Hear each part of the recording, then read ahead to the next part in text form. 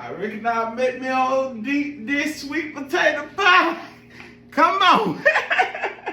Go ahead and put you on the pot of water. I got my mama old pot you want to make you get so you can boil these potatoes in and get you a clean pot of water. And you want to peel the potato. Now my daughter, she ain't want me using no knife. Talking about gonna cut the hand. I've been cutting potato all my life. I ain't cut my hand. Show what now they got this shit here. Whatever it do. But anyway, go and clean your potato off.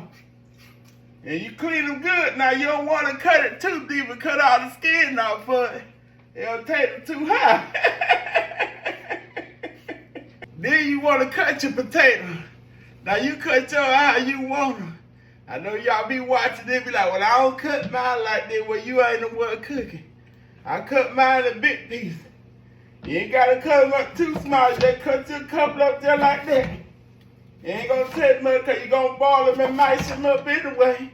They be trying to cut them all pretty. What you need to cut a pretty potato for? And you got to sit here and boil it and mash it up. And you get you some clean water. And I just dump them in there.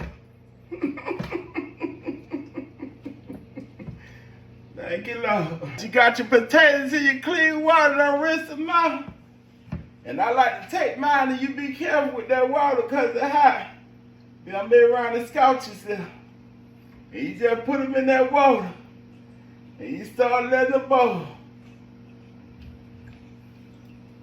Thank you, Lord. Now that you got your potato boiled, and you don't strain them, you get you about 2 sticks of butter, and that's how I do mine. And I cut it up and put it in the bottom of my pan. They ain't got to be soft and hell or cold, it don't melt, them taters gonna melt it anyway. And you make sure your taters strain good now, cause you don't want no water and no pie. Then you come back with your tater masher. Now you see it up here? That butter already done started to melt. Now that's how I do mine. You gotta get that masher, just mash them in there. Real good. You gotta mash them up now. And you see that butter gonna start melting down in that pan while you're mashing. And you just keep mashing, keep it mashing.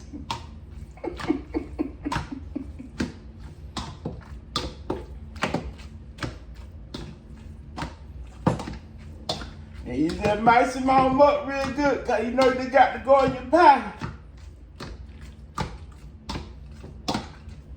It should look about like that, but you want to make sure you get all that butter and everything mashed up real good.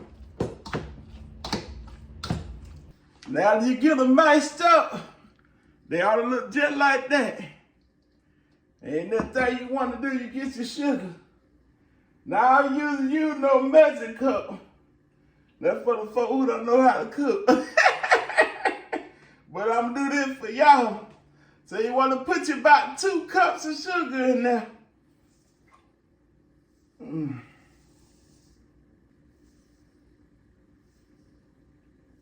Thank you, Lord. Or maybe more. You want to get you a little cinnamon. I say you probably put about a tablespoon in there. But y'all know I don't measure that, so I just shake it to the Lord and say stop.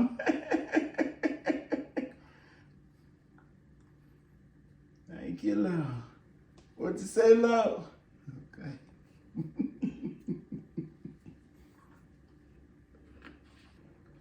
Then you want to get yourself a little nutmeg. Not too much. You just shake it to the Lord and say stop. I already know to do. It might have been the Lord or the devil one.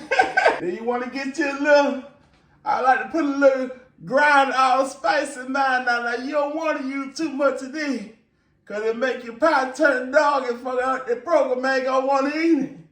But you just shake just a tad of it in there. Not too much. Just a little bit of it. And you want to put it in there. Remember, they're going to turn your pie dog if you put too much. Or you put just a little. And you go there, you get your can of evaporated milk. And when I make mine, I put a half a cane in there. And you just want to dice it in there. Now, it might look a little loose, but I'm going to show you how to tighten it up in a minute. And you're going to stir it around. Don't worry about what it looks like right now.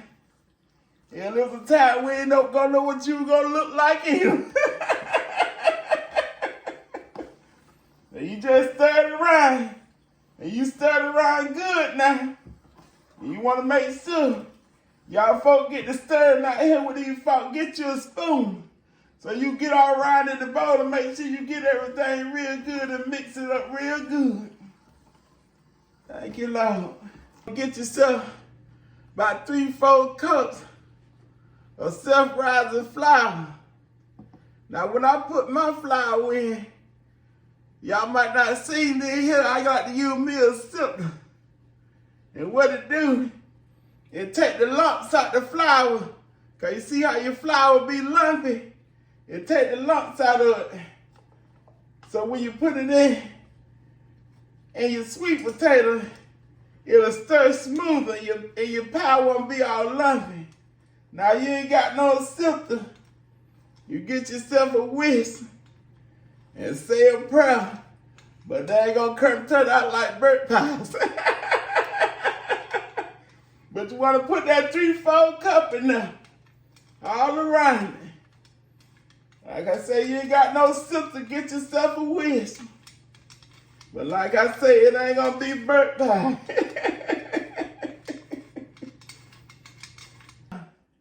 Now I use about 4 or 5 taters when I bone, and you pour them off in there in your mixture. Now when you pour these eggs in there, you mix it up, you need to beat them, cause the yolk need to crack. And you get on in there, you mix it around and you beat them real good. Now you want to make sure they open up and get them all in there. Thank you, Lord.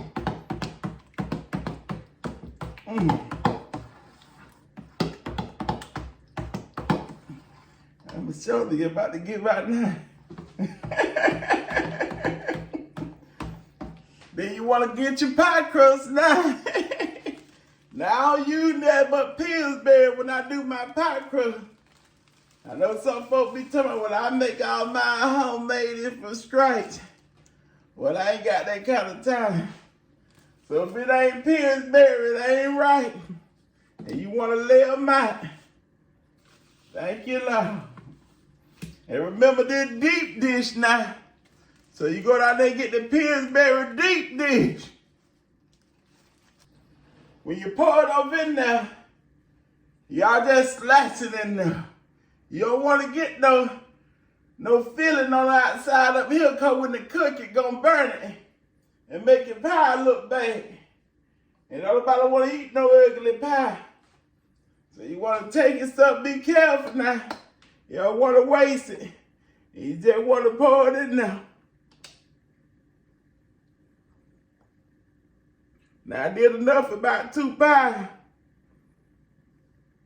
And before you pull your bowl back, you just write the rim up.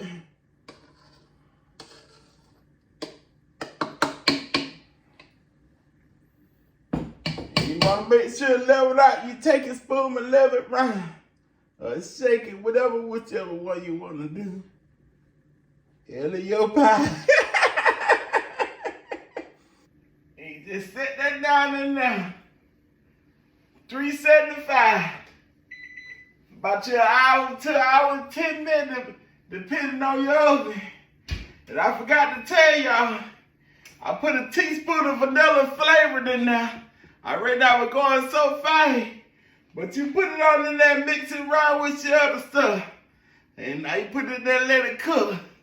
We'll be back. Now after your pie done got through cooking, you let it cool about 30 minutes to an hour.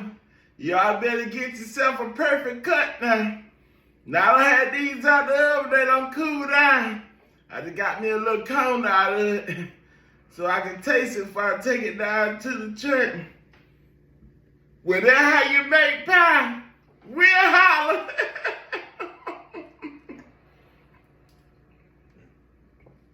I really tried to get all of it.